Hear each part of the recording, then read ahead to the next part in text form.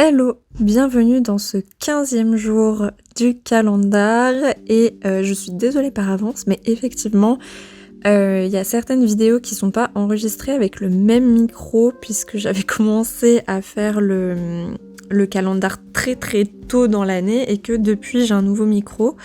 Donc voilà, si tu trouves que le son a changé, c'est totalement normal. Et changeons de sujet puisqu'aujourd'hui on va parler de cette œuvre. Qu'est-ce qu'on y voit? Ce qui va tout de suite attirer notre regard, c'est la figure féminine qui se trouve au centre, donc logiquement notre œil est plutôt attiré par là. Elle a le regard qui va vers le bas et elle semble avoir donné au marchand une œuvre qu'elle aimerait vendre, peut-être une de ses œuvres. À côté d'elle, il y a un petit garçon qui tient une pochette à dessin. On voit d'une part toute la mosaïque du sol de la boutique et d'autre part son parquet. Pour ce qui est du marchand, il analyse l'œuvre, mais il n'a pas l'air de trop t'aimer.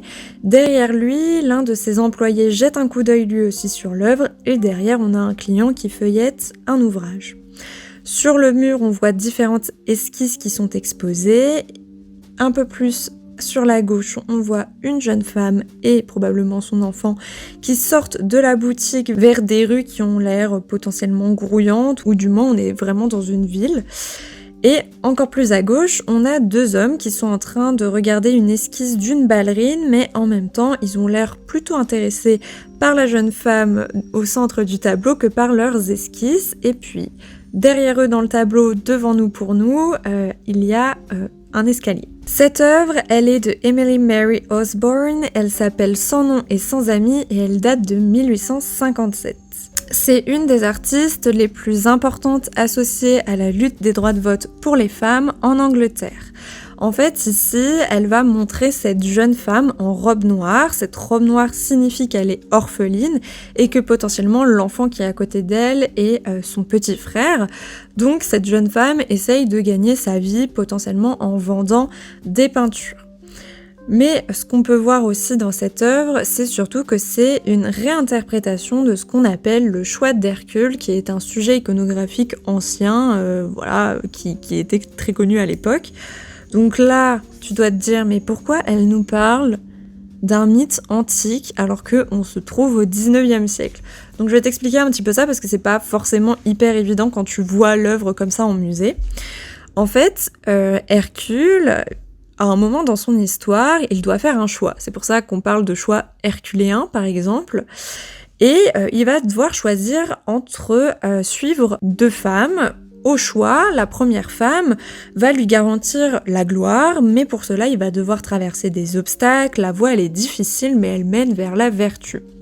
Sinon, il peut choisir la deuxième femme qui va l'amener vers les plaisirs de la vie, qui sera une voie facile et assez sympathique et divertissante, mais qui mène au vice. Et ici, on va avoir la même chose avec cette jeune femme. Soit pour gagner sa vie, elle a le choix entre vendre sa peinture, ça va être plus compliqué par rapport à son genre, à sa position dans la société à cette époque, de vendre ses œuvres pour subvenir à ses besoins, mais c'est une voie plus compliquée, mais qui serait plus vertueuse que par exemple vendre son corps pour subvenir à ses besoins. Alors, pourquoi je te parle de vendre son corps? Parce que dans le tableau, peut-être que tu ne le vois pas ou que tu ne vois pas cette assimilation à la prostitution, mais en fait, les deux hommes qui regardent cette esquisse de ballerine est une assimilation à ça. Pourquoi? La ballerine a des jambes extrêmement découvertes et ils ont un regard un petit peu... je dirais pas jusqu'à lubrique, mais du moins un petit peu connoté envers cette jeune femme. Et du coup, dans cette structure de tableau, tu as la vertu qui est au niveau du marchand de tableau et le vice qui est au niveau de ces deux hommes. Aussi, le spectateur, quand il est face à cette œuvre, il perçoit la vulnérabilité de cette jeune femme via les différents regards des hommes qui se portent sur elle, mais aussi par son expression en elle-même. Elle regarde vers le bas, tout en triturant les ficelles de son vêtement. Elle a l'air désespérée, angoissée.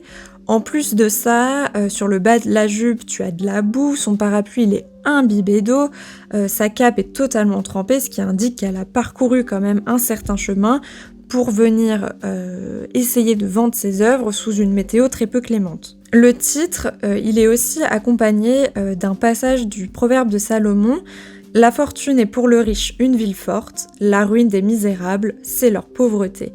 Ça accentue que l'idée, en fait, c'est un environnement qui est principalement masculin et que les femmes de l'époque y occupent une place précaire. L'artiste a aussi pu se servir du roman de Mary Brenton, qui s'appelle Self-Control et qui a été édité en 1811, mais qui connaît des rééditions à l'époque de ce tableau.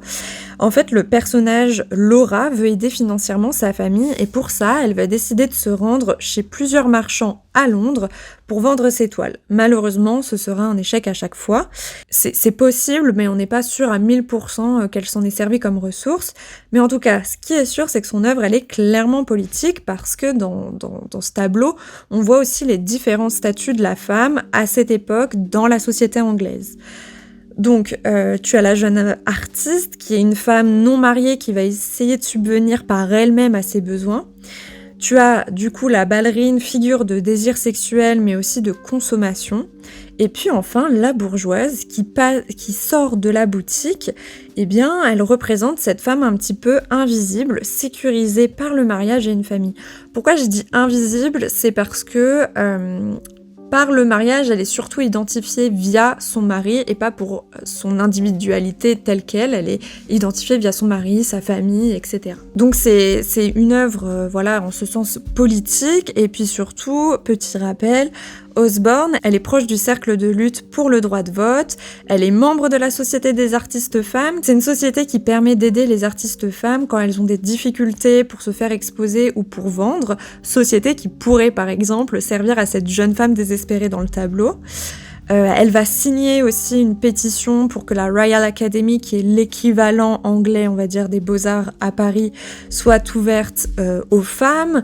Et évidemment, elle est signataire pour le droit de vote des femmes. Je trouvais que c'était une œuvre intéressante à aborder, donc j'espère que tu l'as appréciée. Et que tu en as appris un petit peu plus si tu ne connaissais pas Osborne. Nous, on se retrouve demain pour une prochaine vidéo. Salut!